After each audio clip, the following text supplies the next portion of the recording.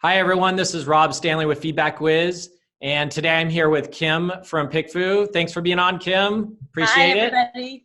And so just to give a quick little background of what PickFU is about so people understand kind of what we're talking about.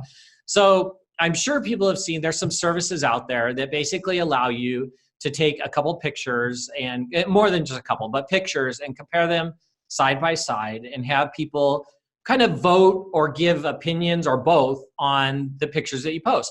And this could be pictures of people, this could be pictures of product.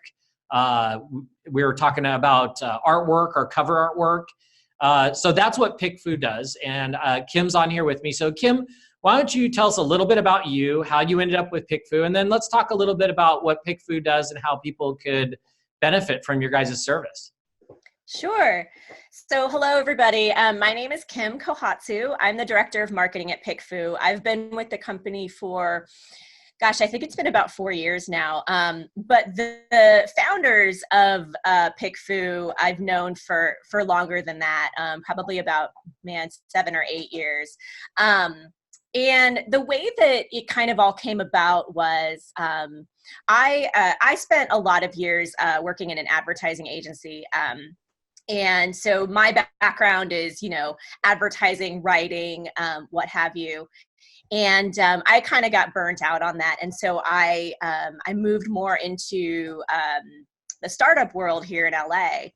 And startups that I met, and John, who are the co-founders, and they have another business which is called Menuism. And I started to work with them on Menuism. So I actually still work with them on Menuism. And the way PickFU was born is Justin and John are both they're both devs, right? So they're coding guys. And what would happen, because there were two of them, is they would have differing opinions about something and they wouldn't know who to ask to break the tie. And so they kind of developed PickFU, almost I think 10 years ago, just as a way for them to ask questions of the crowd, to sort of crowdsource information so that they could make decisions about Menuism. Yeah. And what was happening was, they put it up on the minimum viable product, and without any promotion, people started using it. And a lot of, applications that they really hadn't thought of started to come along. And so, about, maybe 5 or 6 years ago, they decided to get really serious about PickFU and start to promote it and grow it as its own product. And kind of in the same vein, as we've grown, it's amazing to me how users have really driven a lot of uses that we hadn't originally envisioned. So e-commerce is one that we didn't actually go out and seek, but e-commerce sellers were coming to us and using the service to, like you said, pull images, pull product titles, pull package and product designs. And so that's been really interesting for us to kind of get into the e-commerce world. But then aside from e-commerce, really any business idea you can test. So if you've got a logo, or if you've got a business name, or, your social media profile picture, or, an email that you want to run, nonprofits have used this. I mean, it really runs the gamut of really any creative idea can be polled and tested with a crowd. So I think there's a lot of really interesting applications for it. Yeah, absolutely. So, I mean, you mentioned a bunch of them. Obviously, a lot of our listeners that are listening, they're Amazon sellers. So they're going to want to know, what we use this for on Amazon. So like Kim had mentioned, the use for on Amazon would be your product image. Now, people are going to probably ask, do you guys take the images or do I have to provide them? So why don't you maybe give a little background on what's sort of the process? Like Amazon seller, where do I go or what do I do? Kind of let's step through it a little bit so they kind of understand the process, and then we can go into some detail on what you guys do after they get past that point. So definitely. Yeah, it's a very simple process. So in order to start, you basically just go to pickfu.com. It's pickfu.com. And you just, there's a button that says create poll. And what you do there is you input a question. So, you could ask something like, which image do you prefer? Or, which design do you prefer? A question such as that, right? Yeah. And then you can input up to 8 different options. So you could add images, you could add text, a link, you could add an embedded video. You could do a lot of different things there. So basically you ask your question, you input your images. Then what happens is you choose your audience. Oh, go ahead. I'm sorry, I didn't mean to cut you off. So just so people watching or listening understand. So you guys aren't taking the images, right? You're not taking the product images. These are something that I have the product image. I'm creating sort of a poll or information I'm looking for. So just anybody who's watching or listening, just understand that they're not a photography service. They're not taking your product photos for you. They're helping you because when these photographers or photo services take these photos for you, they're going to give you whatever you paid for, sometimes extra, and you're going to have several of them, and they may look similar. And you might look at them and go, well, wow, this one looks slightly different, but I'm not sure which one to use. Do I use A or B? That's where PickFU comes in. You could go and take these images and basically do like an A/B testing or ABC testing. So Kim, here's a question for you. Sure. Let's say somebody has like 10 or 20 product photos of the same product. Do you guys have a max? Or do you have a suggested like, hey, you should only compare this many? Or what's kind of the go-to standard on that? Yeah, so we can test up to 8 options. And okay. So the maximum is 8. What I would do, I'm sorry? 8 per campaign, like per poll, yes. So you could do another 8. So you could do almost unlimited, but you could go 8 per poll, so to speak. Yeah, okay. Exactly, yes. Gotcha. That's exactly it. So, so we do have a maximum of 8. You could run multiple polls if you have more than that.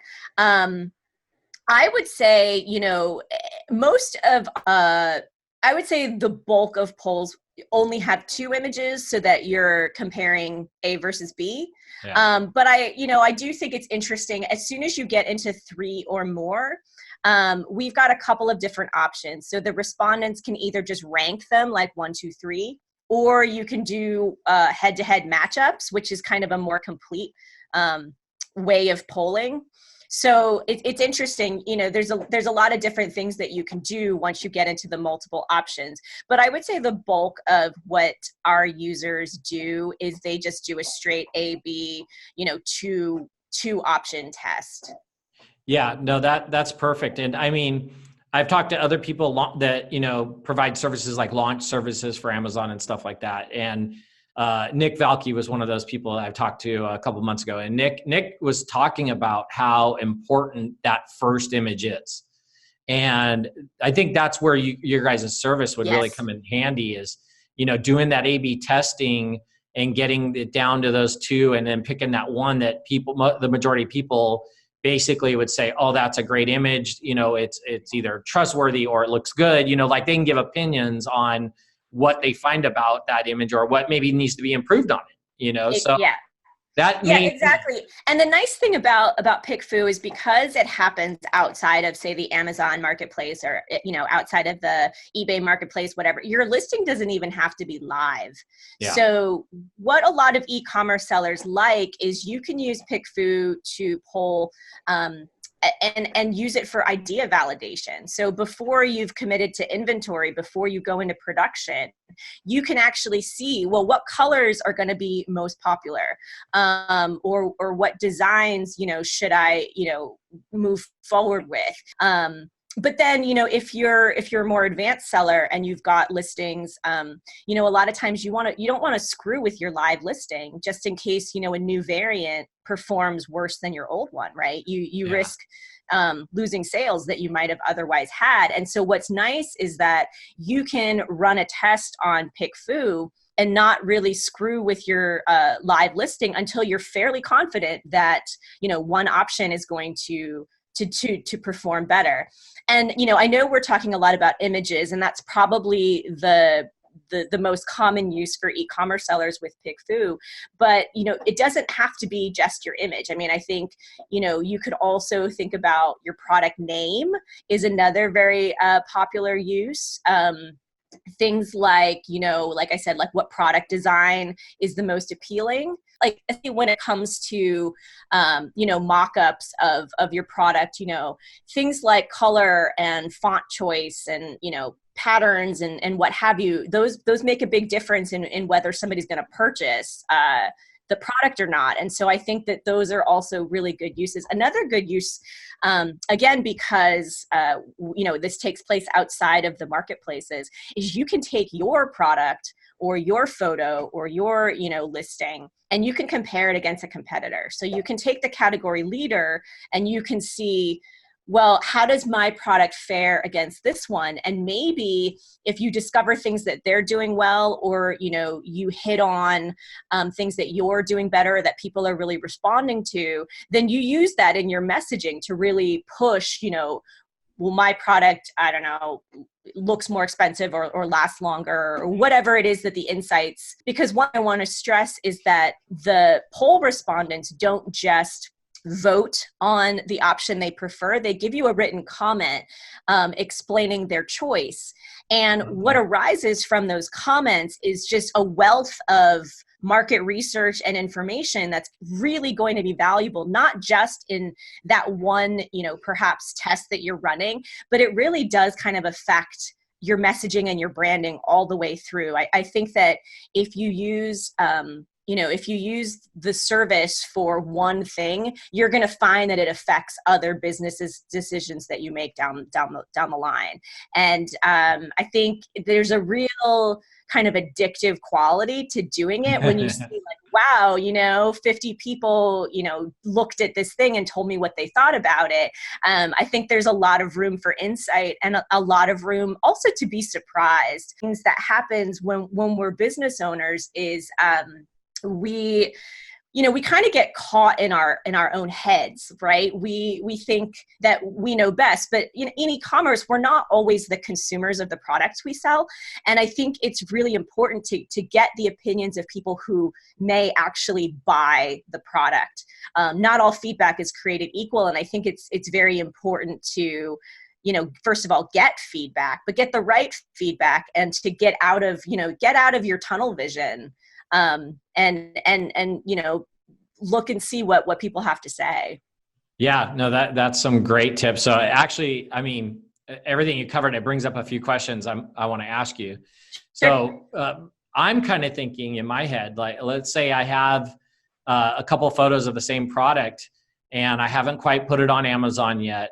I was thinking, wow, has anybody ever used your guys' service or put up a question like, besides, which picture they like, have anybody ever said what they expect to pay for that, or what suggested retail they think that this item would be used in? Is it a, $14.99, or let them just tell you what they think the value of it is? That would be my first question. And then second question, because you're talking about sometimes people putting up products that, let's say, aren't on the market, how is it that you guys would maybe protect my product? Like if I put up a product that I hopefully have trademarked, I mean, that's a whole different blog and podcast and all that. But if, do you guys protect me if I put up something that maybe is, something I don't want everybody going rushing out and making copies of? So maybe if you could answer those two. Yeah, very good questions. So, okay, the first one you asked me was about... Oh, the pricing, suggested like what value is of it. Right. So we have been ended feedback. So you could absolutely use that to ask pricing questions. How much would you pay for this? Or, which product looks more expensive? Or, do you think $14.99 is a fair price? I mean, I do think, that's definitely an application that that can be done on PickFU. Yeah. So people will tell you, either in either format, that that you use, whether it is like that open-ended feedback poll, or if it's, you know, an option where you're trying to discern something like, you know, which product looks more expensive, or, you know, those sorts of things. You can definitely do that. Awesome. And I do think too, one of the things I do think that's a growing but underutilized use of it, is to understand pricing information. But what I have found is, if you're listing, you know, kind of lists the price of the product, people tend to respond to that regardless, even if you don't ask about it. You know, they might say, oh, you know, I like the photo, but I wouldn't pay $20 for it, or something like that. So Yeah. I do think there's interesting ways to kind of glean pricing information. Sure. As far as,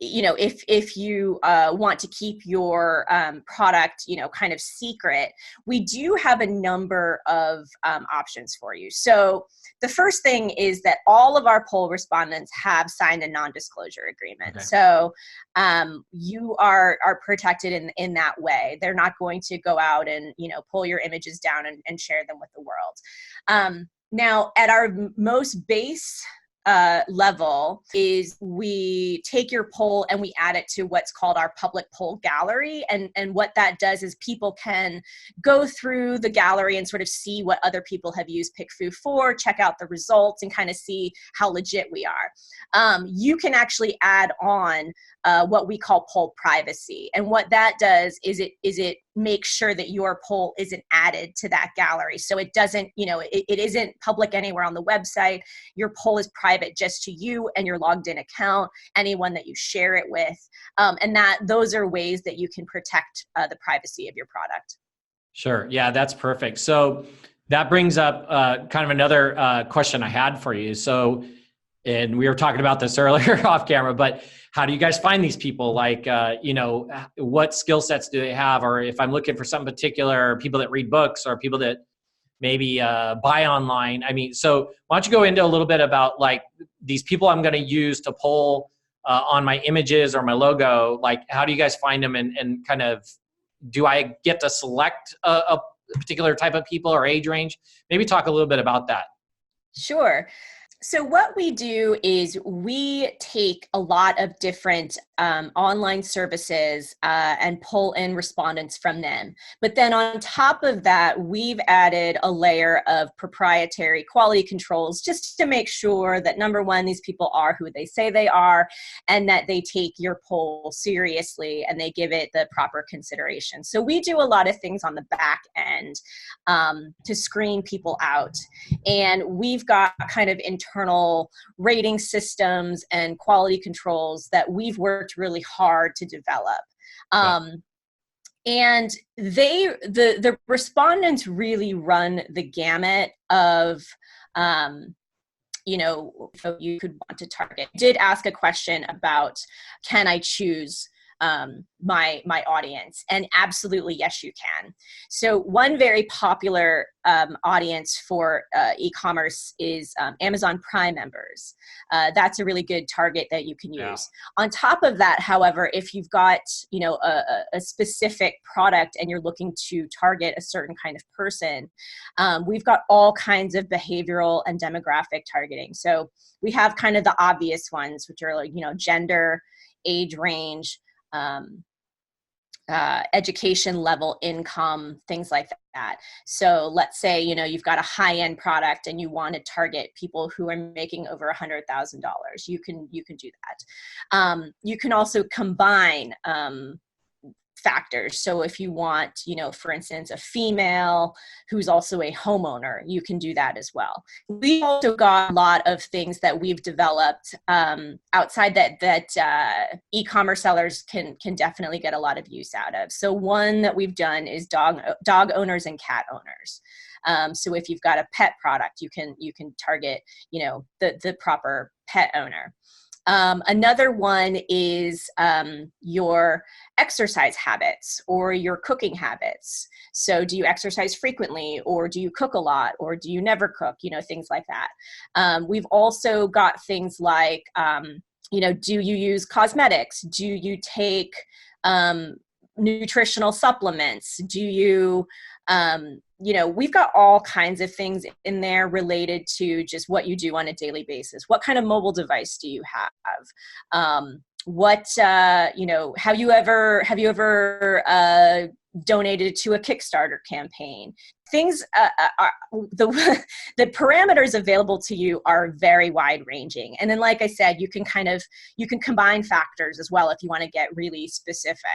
But what's interesting is, like I said, we do a lot of quality controls on our end to make sure that these people are who they say they are and that they approach your poll very seriously. But then as an additional layer on the front end to you as a user, if you run a poll and you find that a response is just inappropriate, you can actually flag that and it'll come to our attention and we can deal with it at that point. So, we take quality very seriously because obviously, it is the internet, and I think people are skeptical of, am I going to get a bunch of spammy answers? Yeah, that's some really good information. Yeah, so let's talk a little bit. I mean, obviously, it sounds like when you guys are screening these people, it's a pretty big questionnaire because you got to, wow, that was more than I thought. Do you use supplements? What about, do you guys even cover like, how far do you drive in a day? I mean, if it's a mobile type clip on for holding your phone or something, things like that even would just play into effect. So you got to really know a lot about the people that are basically in your guys's polling group to be able to basically provide information. And as we know, most people that sign up for those are always usually pretty enthusiastic to give feedback on anything you ask for if they get asked. So so a question for you: are they compensated? Are these people compensated? So they are compensated when you guys use them for polls, which it's good to know, right? I mean, it's one of those questions that if I'm designing a product or something, I want to find out if these people are being compensated for giving opinions on something. But it sounds like you guys really screen them well. So how long is it time-based? Is it people-based? Why don't you go a little more into the detail? I've uploaded 2 photos, A/B photos. Now, I know for a fact that here at Feedback Wiz, we actually, I think, uploaded 4 photos of buttons, clickable buttons, which I'll see if I can somehow tie in the results from that if they're available or if we've done the blog article yet on that. So I upload my A/B photos of my product, the garlic press, which is the famous one we always go to, right? And so what do I do from there? You were saying I pick basically what I want to find out. Then you guys will basically assign people to it. Is there a minimum amount of people? Maybe kind of discuss a little more on the details of what happens after I go with the service. Yeah, absolutely. So once you've uploaded your question and your options, you get to choose your audience.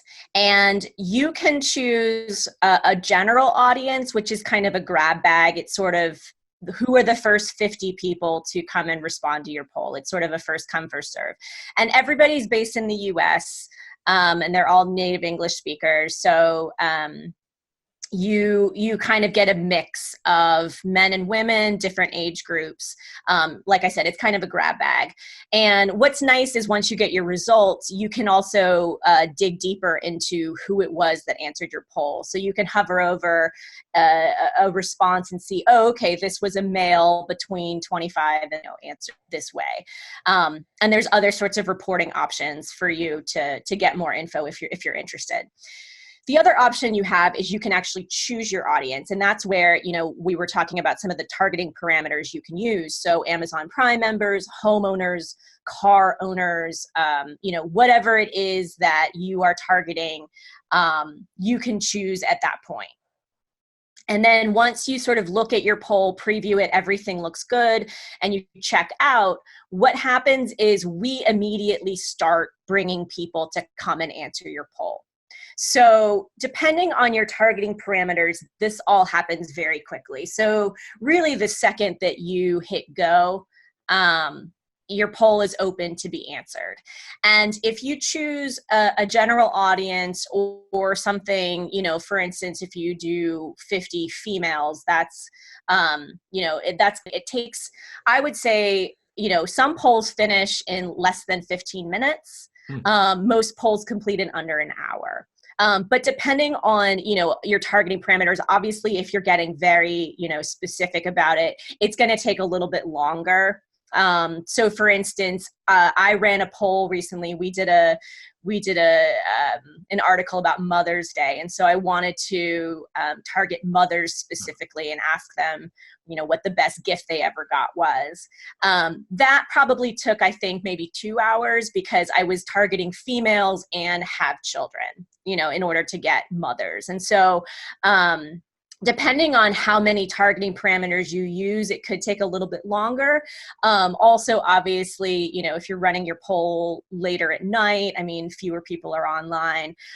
So things like that can have an effect. But, like I said, if it's a polls complete in as little as 15 minutes and usually under an hour.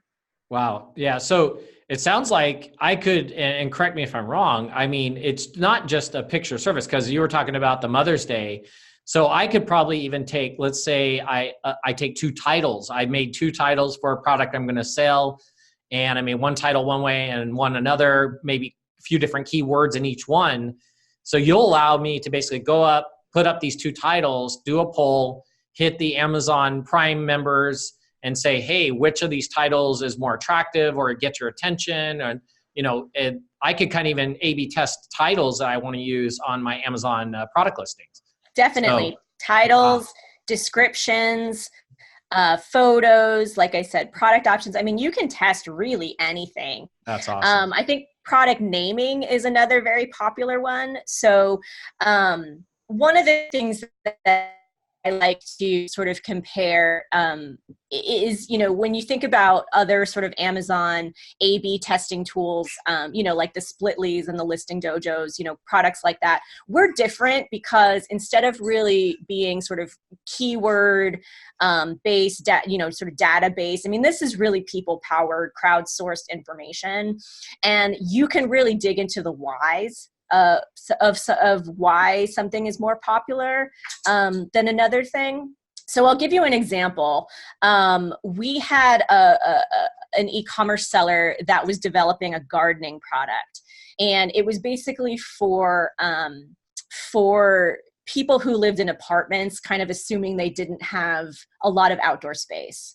And this product was going to allow you to grow a vegetable garden, even if you just had limited outdoor space. 2 product names that were tested. So one was, actually, let me bring it up just to make sure I'm doing this correctly. I want to make sure. Okay, so the first one was Patio Harvest, and the other was Porch Farmer.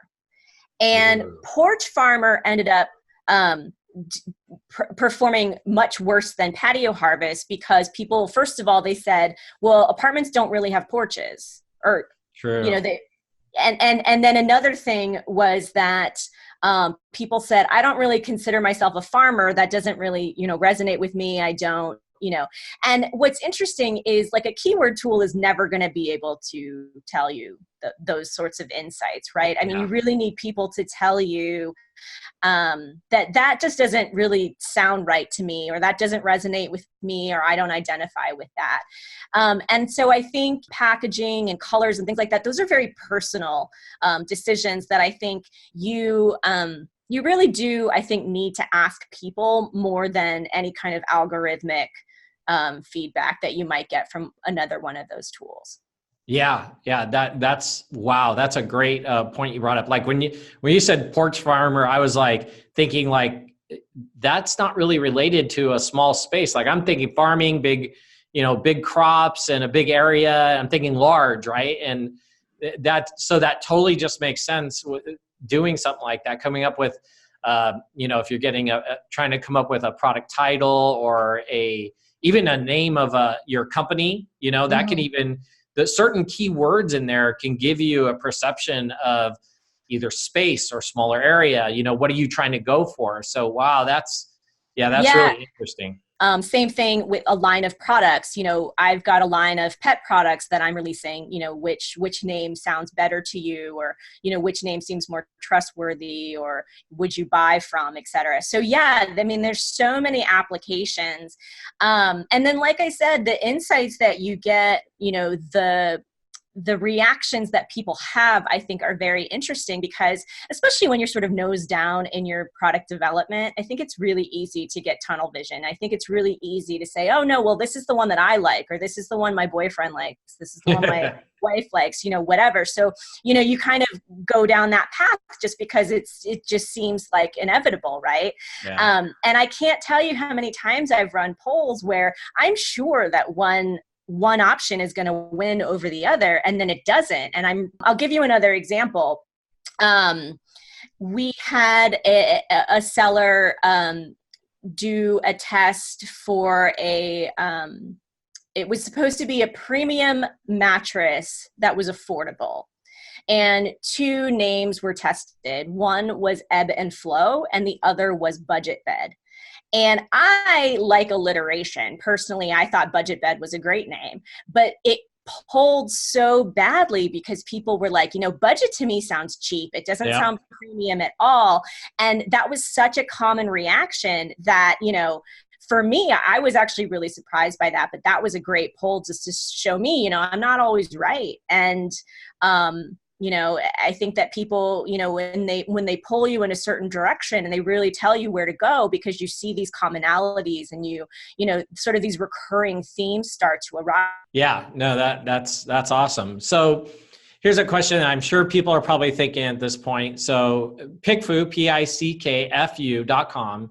You guys are going to want to go there, and let's talk a little bit about, like, not necessarily what price it is, but how does the pricing work? Like, is it different if I put up 2 photos versus 8? Is it different if I put up a title versus a photo? And then how many people I have poll? We were talking a little bit, I think you said the minimum was like 50 people to get the poll going. Is there a max? Like if I want 5,000 people? I mean, maybe help out a little bit on what your guys' parameters are, and then we'll definitely, obviously for people to get more info, they should go to the website, but maybe help them out a little bit. Yeah, definitely. So the base price is $50, and what you get for $50 is 50 responses from a general population. As you add on certain features, so if you add a third and fourth option, or if you start to use some of our targeting parameters or what have you, then the price goes up. And what happens is, as you build your poll, you will see a pricing calculator that updates live before you check out. So it's always a flat fee. We also have subscription plans that, affect your pricing. So obviously subscribers get the lowest prices. There's all kinds of things that you can do to save money. But if you are a new user, you're just kind of dipping your toe in, you'll spend $50 for 50 responses. You can add responses. So you can do 100, 200, you can do up to 500 responses. Okay. So that's how, that's the maximum there. But it doesn't matter what format that's in. That can be an image, it can be a link, it can be a video, it can be text. So, those are all priced the same. And then, like I said, you'll see a pricing calculator as you go through the process, and you'll see how the various options that you choose work out. But what I like to emphasize as well is, if you're doing a live A/B test on your listings or on your site, that can get pretty expensive, because what I found is, number one, you have to pay for whatever automation software you're using to run your test. And usually those are on a monthly subscription basis. And then in order to get enough data, a lot of times you have to run ads in order to build that traffic. And that can be kind of an unpredictable expense. And it can run you, quite a bit of. What's nice about PickFU is, number one, it's sort of a flat fee. You know what you're getting, and it's there's not gonna be any surprises. So you really are in the driver's seat as far as how much you want to pay based off of the options that you select. Yeah, that's awesome. It's a great service. So over here at Feedback Wiz, we get this all the time. People are like, which template? Well, we have pre-built templates, and we've tested these pre-built templates. but people like to modify them. They like to add their own images, put their own logo in. So we've actually suggested to a few people that have contacted us, we're like, take screenshots of 2 of your different Feedback Wiz templates, put them up on PickFU, do an A/B test, right? Do an A/B test of these layouts and images that you're using on your Feedback Wiz templates to basically see which one are people reacting to. Because, you know, the whole idea with us is you're sending these out and you're trying to get people to reply to them or click on them to basically go leave you a product review. And, you know, it can make a difference of colors on the buttons, images used, things like that. So yeah, this is a great service. Again, it's PickFU, PickFU.com. So go take a look at PickFU. And Kim, thank you so much for being on our vlog and podcast. I really appreciate it. And look forward to talking with you again soon when we have some more data maybe to share. And if you guys make any changes or any adjustments to the platform. So thanks so much for being on. I appreciate it. Yeah, thank you. This was fun. All right, thanks. Please subscribe to our YouTube channel, and for more information, please visit feedbackwiz.com.